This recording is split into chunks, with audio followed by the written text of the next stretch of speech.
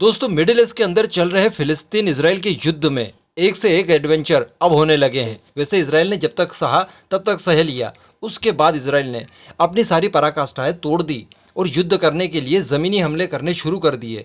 Israel ने अपने 9000 troops को गाजा की तरफ भेज दिया। कई सारे टैंक्स, आर्टिलरीज, कई सारी चीज़ों का इस्तेमाल करके वो भयंकर तबाही मचा रहा है। मैं आपको बता दूं, इजराइल अभी तक 600 एयर स्ट्राइक्स कर चुका है और 14 आतंकियों के कमांडर मारे जा चुके हैं। लेकिन कोई ना कोई भयंकर युद्ध करने की फिराक में इस बार इजराइल है। इसी की आशंका से गाजा में रहने वाले फिलिस्तीन अब वहां से पलायन करना शुरू कर दिए हैं, वहां से भागने लगे हैं। उन्हें पता है कि अब कुछ भी बचने वाला नहीं है और गाजा के ऊपर कब्जा तय है इजराइल का।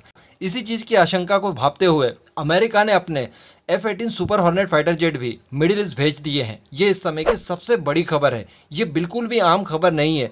अमेरिका का डायरेक्टली इस युद्ध में उतर जाना कोई भी छोटी मोटी बात नहीं है। अब दोस्तों मैं आपको बता दूं, यहाँ पर एक सरप्राइज भी हुआ है। अमेरिका ने अपने ये फाइटर जेट सऊदी अरब में उतारे हैं। जी हाँ, वही सऊदी अरेबिया जो इस मामले को लेकर इसराइल को कंडेम कर चुका है। लेकिन मैंने अपने सेकंड चैनल पर आपको बताया था कि सऊदी अरब, UAE, कतर, बहरीन, इस तरह के जो अच्छे अच्छे देश हैं मिडिल ईस्ट के, ये केवल इस्लामिक वर्ल्ड को संतुष्ट करने के लिए इस तरह की बयानबाजियां कर रहे हैं। बाकी वो फिलिस्तीन के लिए युद्ध करने आए इसराइल से, ये पॉसिबल नहीं है। अब दोस्तों चूंकि इसराइल इतने भयंकर लेवल पर युद्ध करने वाला है फिलिस्तीन के साथ, तो ऑब्वियसली ईरान कोई ना कोई हस्तक्षेप कर सकता है, क्योंकि फिलिस्तीन के अंदर पल रहे आतंकवादी संगठन हमास इसराइल से ही प्रेरित है। ये जो भीख में हथियार मिले हैं उसे, वो भी ईरान की तरफ से ही मिले हैं। ऐसी परिस्थिति अगर क्रिएट हो गई कि इसराइल बहुत ज्यादा डोमिनेट कर रहा है हमास के ऊपर, जो कि करना ही है, तय है, तो तब ये हो सकता है कि ईरान भी इस युद्ध में कूद जाए। और अगर ईरान भी इस युद्ध में कूदता है तो भारी तबाही मच सकती है। शायद इसी वजह से अमेरिका ने अपने फाइटर जेट इस एरिया में भेज दिए हैं, ताकि अमेरिका के फाइटर जेट देखकर ही ये सारे देश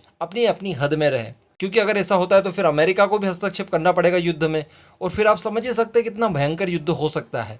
खैर, इस समय की यही सबसे बड़ी खबरें थी जो मैंने आपको बता दिया। फिलिस्तीन से पलायन, 600 एयर स्ट्राइक, 14 आतंकवादियों के कमांडोज मारे गए, अमेरिका ने अपने फाइटर जेट डिप्लॉय कर दिए हैं।